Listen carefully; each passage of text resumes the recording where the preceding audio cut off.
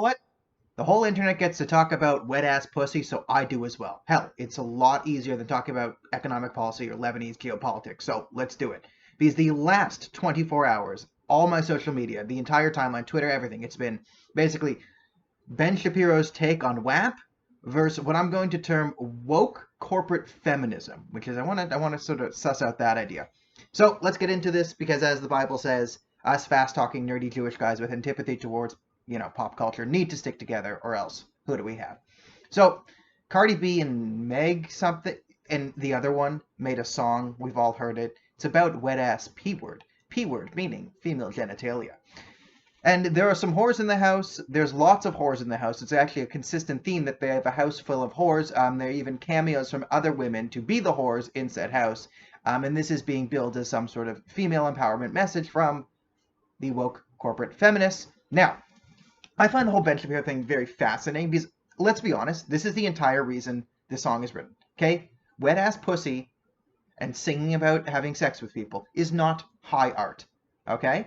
It's pretty catchy. It's obviously a great moneymaker. Like, what WAP is remember in middle school when the kids running for student government would be like, sex, now that I had your attention, vote, Cindy and Cardi B. Like, that's, okay, so let's not pretend that they're trailblazing. They are not the first female artists to sing about having graphic sex, right? Let's not pretend this is even new, right? We had men doing this beforehand, right? And everyone thought it was trashy, and then women did it, and now we think it's empowering. Again, woke corporate feminism, which we'll get to. One, this song relies on Ben Shapiro. Ben Shapiro is a core, I would say Ben Shapiro is more integral to the song than Cardi B and What's-Her-Face. Because what this song needs is it needs to pretend like it's some way transgressive to do this in 2020. Enter Ben Shapiro to say, oh, wet ass P word. And everyone's like, oh, he can't even say pussy. Like, one, it's hilarious. Two, like, guys, he has advertising. He wouldn't say the N word either. Like, if you had like thousands of dollars of advertising on the videos you do, you wouldn't say it either. That's why I can say pussy, because it's funny. And the reason why you do it is because, you'll see there's like some 50-year-old, evangelical lady in the comments said, Daniel, I would appreciate if you didn't say the blah, blah, blah, blah, blah, blah. It makes you so more, it's so vulgar. Okay. No one cares. It's just a word. Now, the Ben Shapiro will go, nah, my wife's a doctor. And then she says, the mop in a bucket, if you need a mop in a bucket, that might be a vaginal disease. Again, like he's cracking a joke. And again, what the song relies on, and what the current, leftist pop culture sort of relies on, is someone reacting to something stupid they do, so they could take the reaction, blow that out of proportion, and create a cycle. So here you have Ben Shapiro, who obviously is not upset or triggered over the song. Doesn't like the song. No one likes the song, right? It's the same song that's been coming out for the last 15 years. Just people mumbling stupid shit over a computer program. Like, who cares? It's a stupid song. But people listen to it if you put it on enough anyway, because people are whatever. And it talks about P word, which is female genitalia, which everyone's like, yeah, okay, yeah, hot women bouncing around in skimpy clothing talking about their genitals. Yeah, okay, people will watch that. That's been true of human behavior forever. All right, so you have Ben Shapiro taking a reasonable religious conservative opinion on a video and song about wet ass pussy, which is what we all expect. But he's laughing through the whole thing. And two, one, as we all know, the Ben Shapiro remix to WAP is better than exponentially better than the actual song. Like we don't need Cardi B. It's like you'd rather have Ben Shapiro saying the word there's the wet ass P word. Wet ass P, like that's much better than the song. We all know that. Okay? So Ben Shapiro takes a take, and everyone goes and jumps on him like, oh, Ben Shapiro's never made his wife wet because his wife jumped into it. And here's where I kind of find the whole thing fascinating. Here's my sort of fascination with the whole thing.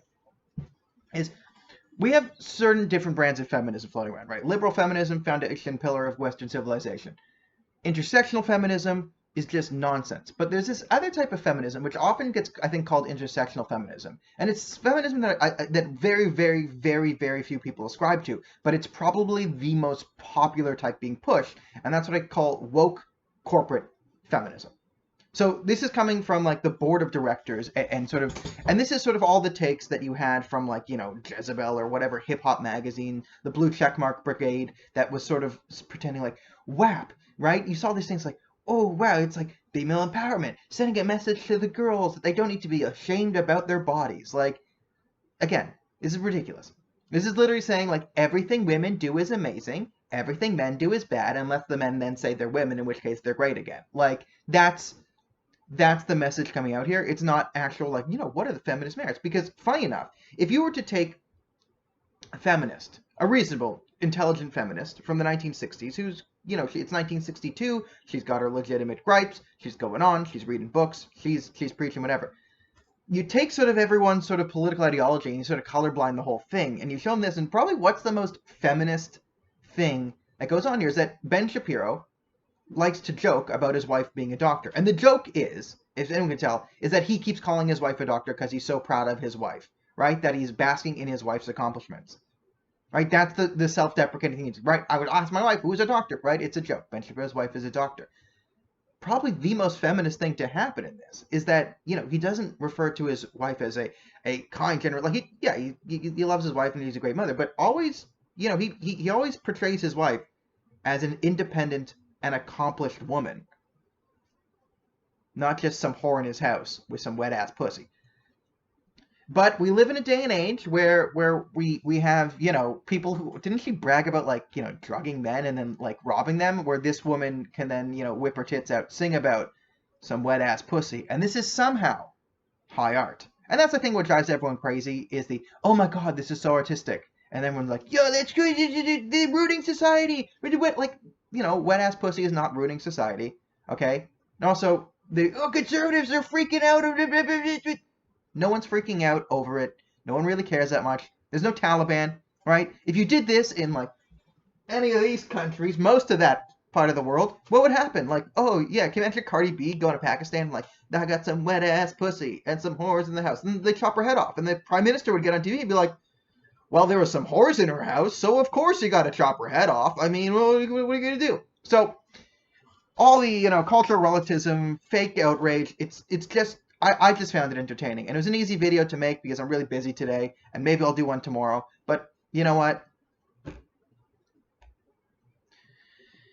Find a house that full of nice ladies, not some whores. But still, they should probably have, for a healthy relationship, some wet-ass pussy. It is conducive to a good time.